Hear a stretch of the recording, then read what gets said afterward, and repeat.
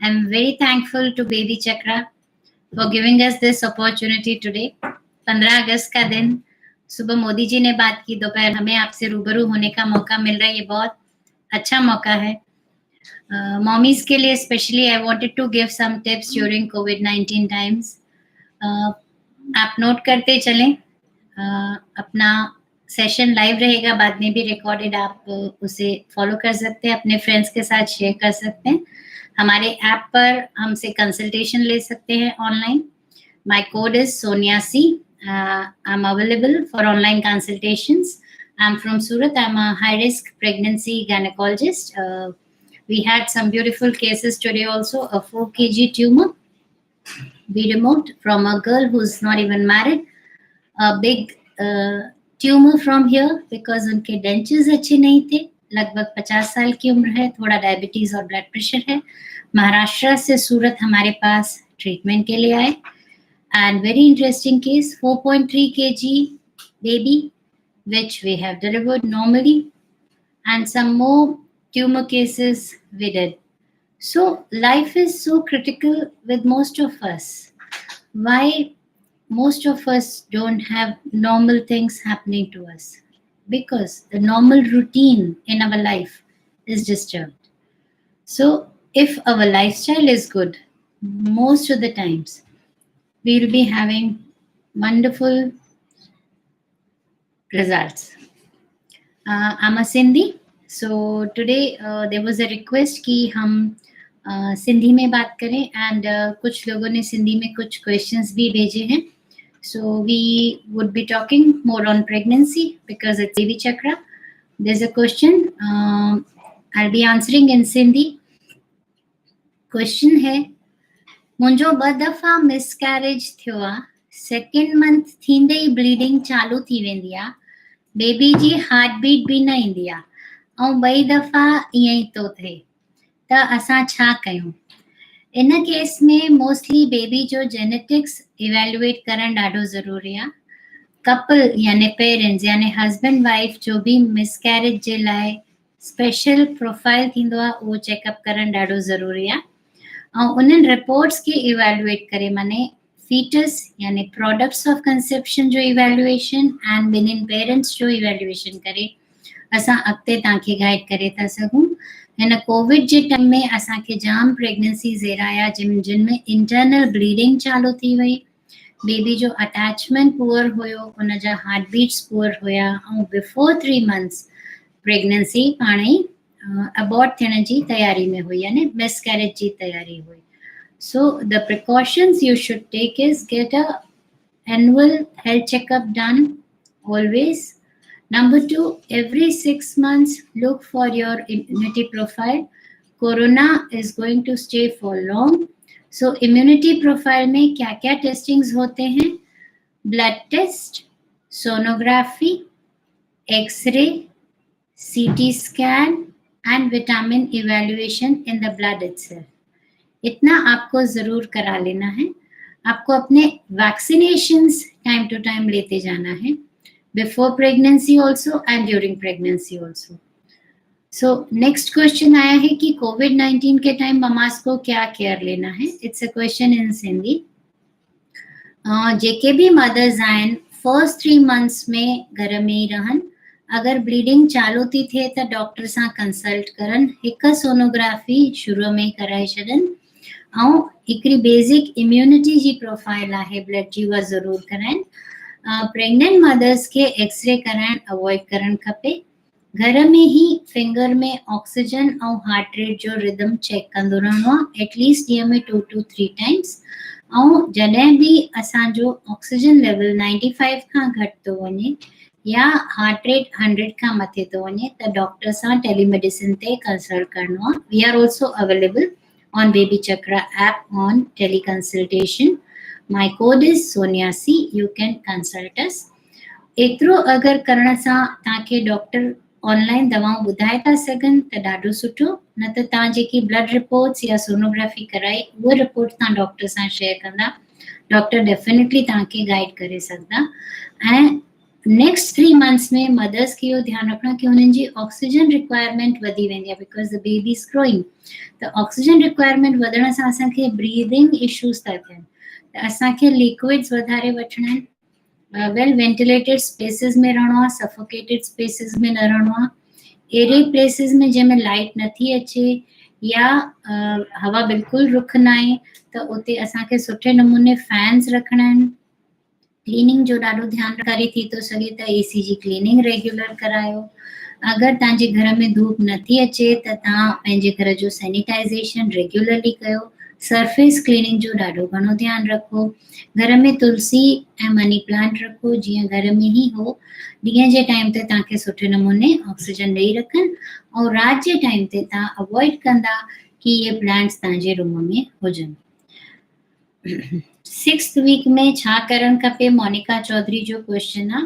भई असांखे डाइट छा वठणु खपे? एक्चुअली तव्हांखे पपाया, पाइनएप्पल, मैंगो घटि वठणु खपे ऐं लिक्विड शयूं वधारे यानी नींबू पाणी, नारियल पाणी, सूप वधीक वठणो आहे। गरम पाणी कोविड जे टाइम में बार बार पीअनि, पर हुनजो टेम्परेचर ॾाढो घणो न हुजे यानी एकदम हॉट न हुजे, it should be lukewarm. भई तव्हां फिंगर सां टच कयो त जस्ट हो हल्को सो वॉर्म फील थिए।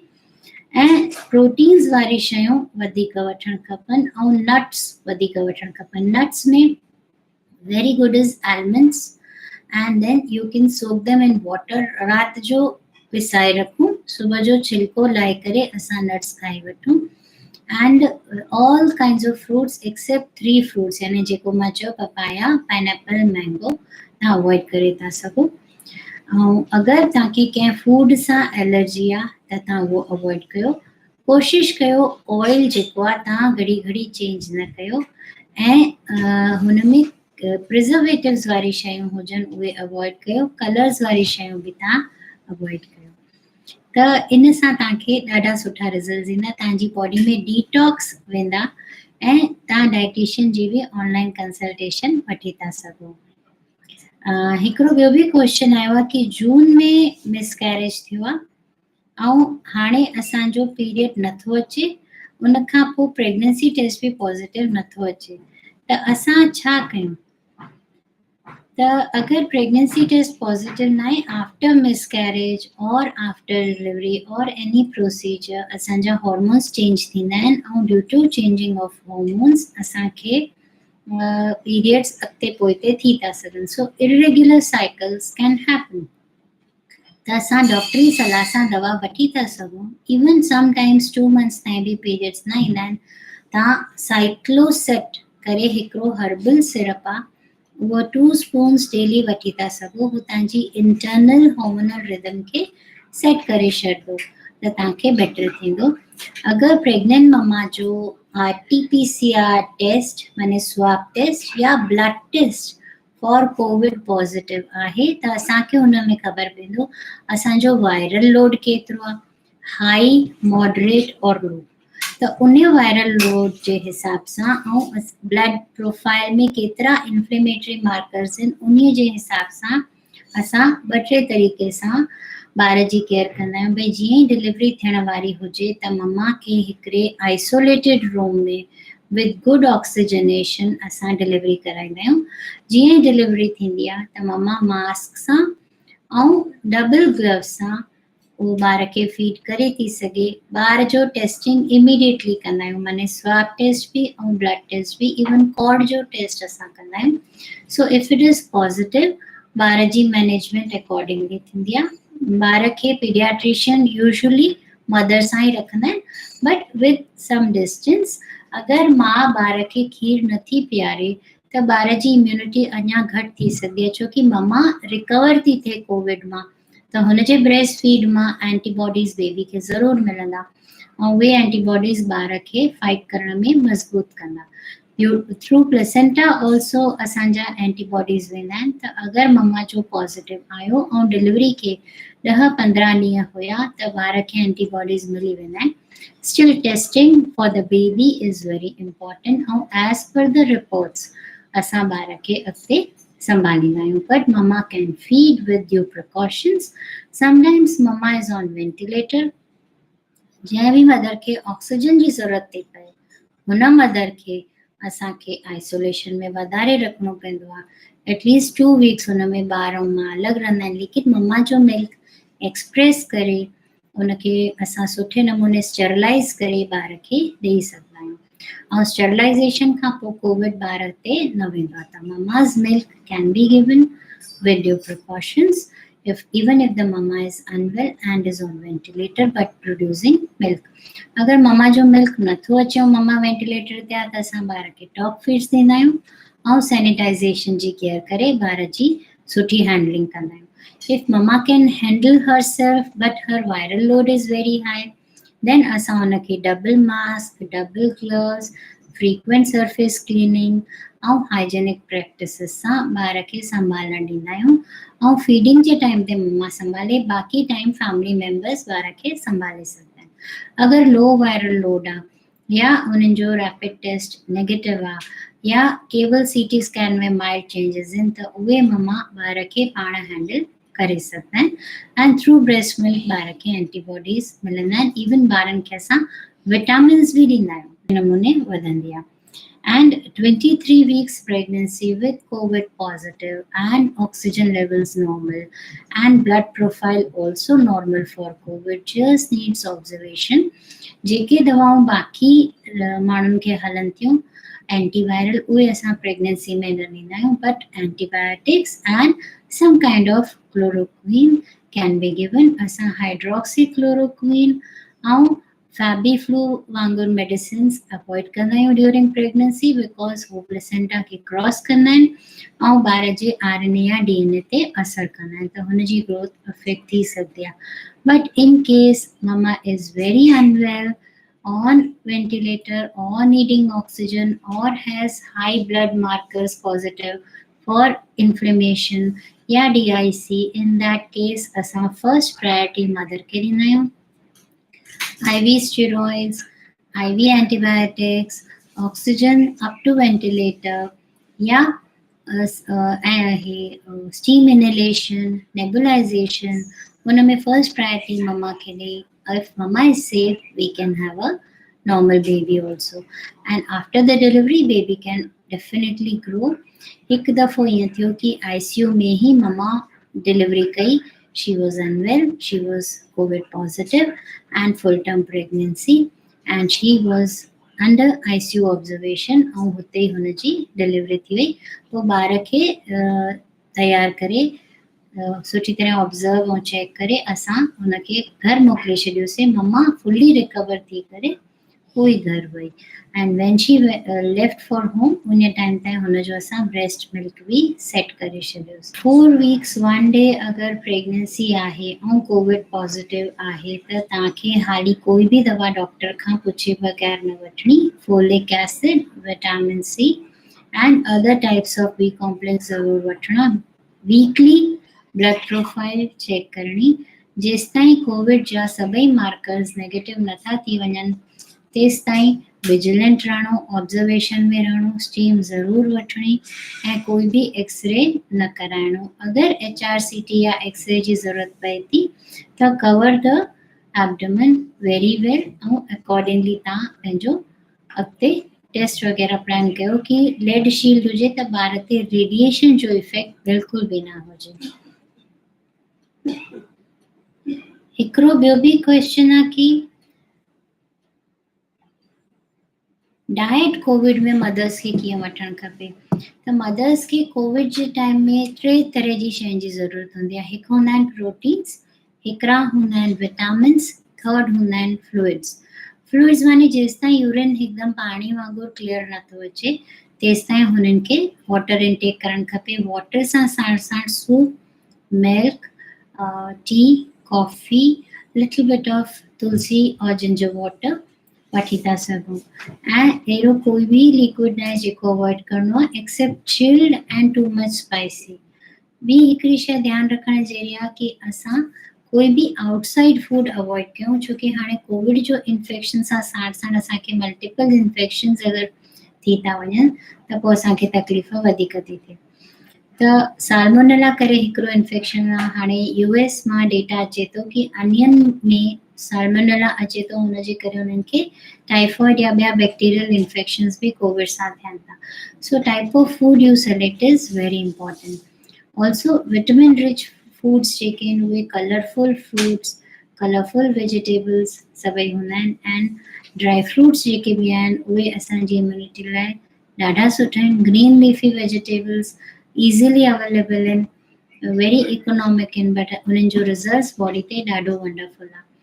त हॉट वाटर ॾींहं में 4-5 बार पीअणो, स्टीम 2-3 दफ़ा वठणी, 2 अवरली फ्रीक्वेंट सिंपल मील्स वठणा.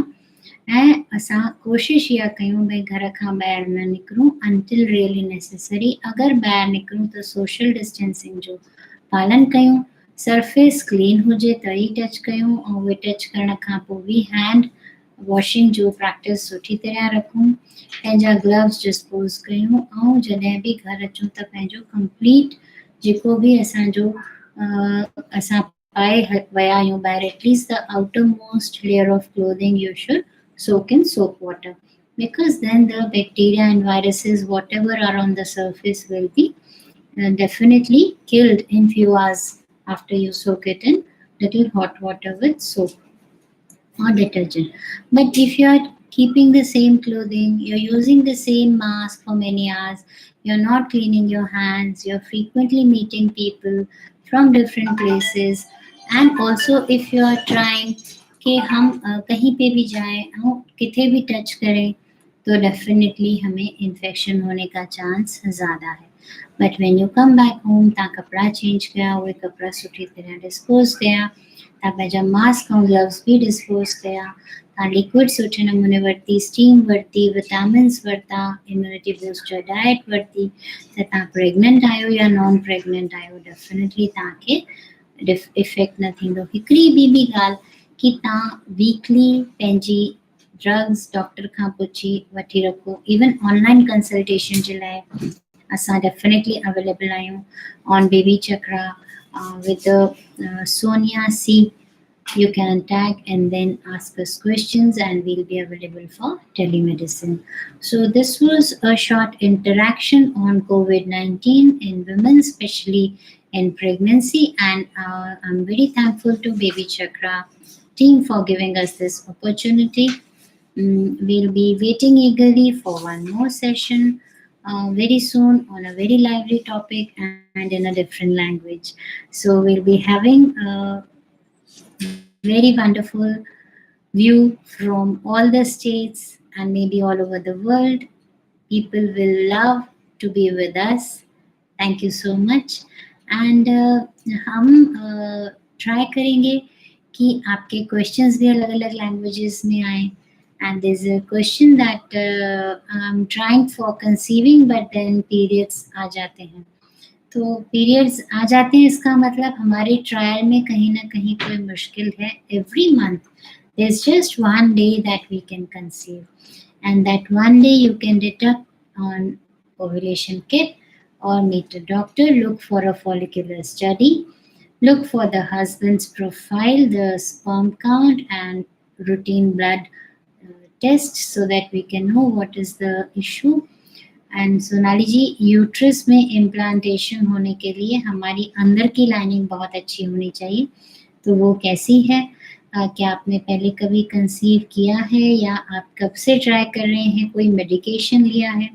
V would like to know more, because PCOD में लीन पीसीओडी यानी बहुत पतली लेडीज को भी दिक्कत आती है और जिनका वजन बहुत ज़्यादा होता है उनको भी दिक्कत आती है. तो डेफिनेटली आपका एक कंप्लीट हार्मोनल प्रोफाइल, एक सोनोग्राफी और आपके पार्टनर की भी सभी रिपोर्ट्स लें.